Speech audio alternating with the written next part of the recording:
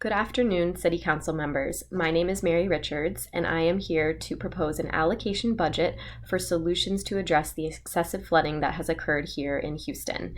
Thank you so much for taking the time out of your day to listen to me.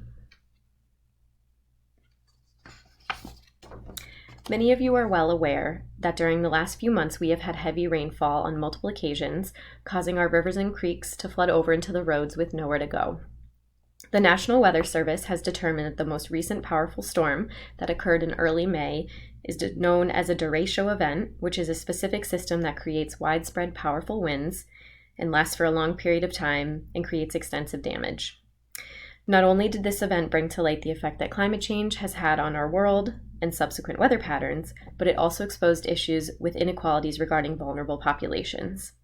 The people who are most vulnerable when it comes to dealing with flooding include families who are living in poverty and those who are non-white, especially in urban locations like this one. In Houston specifically, these groups tend to live in lower areas that are at even higher risk of experiencing the adverse effects of flooding. And if these problems are not addressed with feasible solutions, then this will continue to impact cities like Houston as well as communities around the globe. As I just touched on, certain populations are more vulnerable to the adverse effects of flooding. An article analyzing severity based on residential location discusses social stratification as a determining factor where years of economic and political power have limited where low socioeconomic people can live, thus placing them in areas that have poor infrastructure and incomplete disaster response, and this is an example of environmental injustice. A study found that the most at-risk populations in Harris County, where Houston is located, are Black and Latino residents who live outside of the 100-year flood zone. If a property is included in the 100-year flood zone, which is designated by FEMA, it means that they have at least a 1% chance of experiencing severe flooding during any given year. These flood maps are not accurate, which is why homes outside of the flood zone are in danger because they are not accounted for or looked after properly. Currently, vulnerable populations can only afford to live in such areas that end up exacerbating their issues. One of the major short-term impacts of flooding is the introduction of disease-causing pathogens. Bacteria, particularly ones that are part of a genus called Vibrio, thrive in warm waters where endemic creatures harvested for seafood can pick them up. If ingested, it can cause nausea, vomiting, and diarrhea.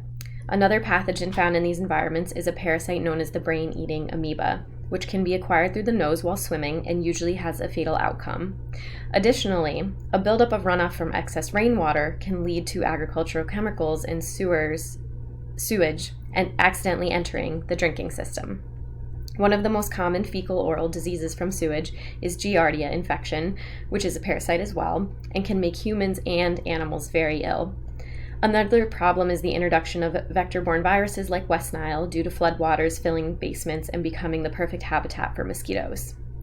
Also, leptospirosis from rats has been noted to increase during periods of heavy rain.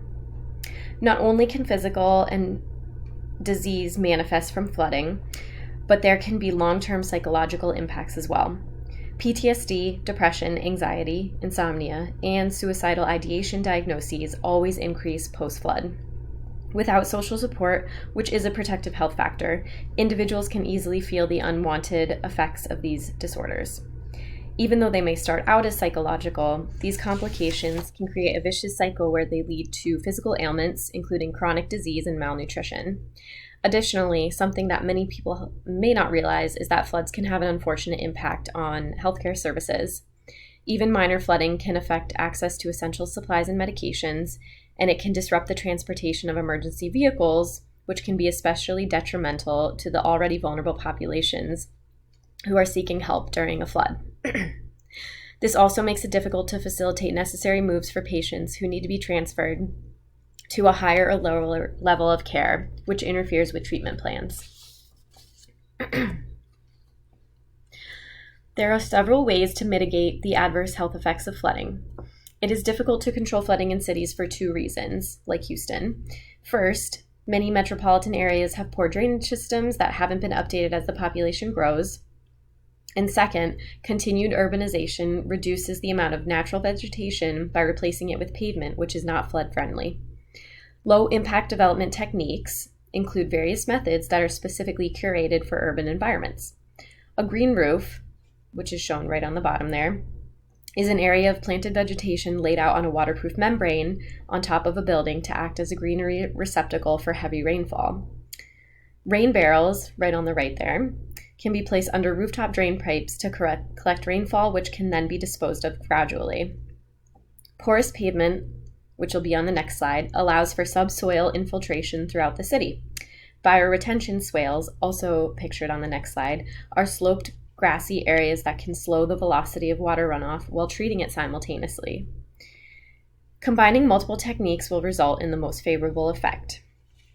These interventions can be evaluated by calculating flood volume post-implementation to see if they are functioning properly.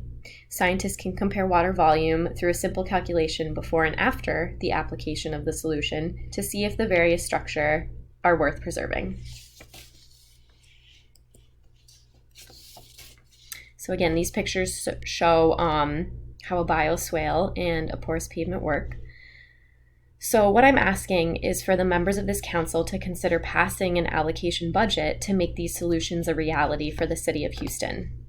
Not only will these environmental remedies help to prevent excess water buildup, but they will also increase the biodiversity of plants and animals and improve property and aesthetic value as well. The effects of climate change will worsen as we continue to populate, industrialize, and interfere with the landscape of our world. As a society, we have pushed the environment to its limit, and now we need to implement much needed policy interventions and solutions to address the resulting issues that we've created. Cities are especially vulnerable to the adverse effects of climate change due to urban heat islands, which is a consequence of replacing natural ecosystems with large concentrations of buildings and pavement. These man-made structures retain more heat, creating warmer environments that lead to extreme weather, like flooding. Cities also house many vulnerable populations, as I discussed, and they will feel the effects of the extreme weather events even more. Flooding is only one issue caused by global warming, but it's not something that we should overlook. Even with the grants in progress currently for Houston, the city is still struggling to address the problems that are arising from the recent storms this spring. Implementing the natural solutions that I listed above would be simple to construct, cost-effective, and create nice scenery around the city. Special attention needs to be paid to the homes in the flood zone that lack necessary protection. We need to advocate for these high-risk groups so that disparities don't continue to worsen. Thank you so much.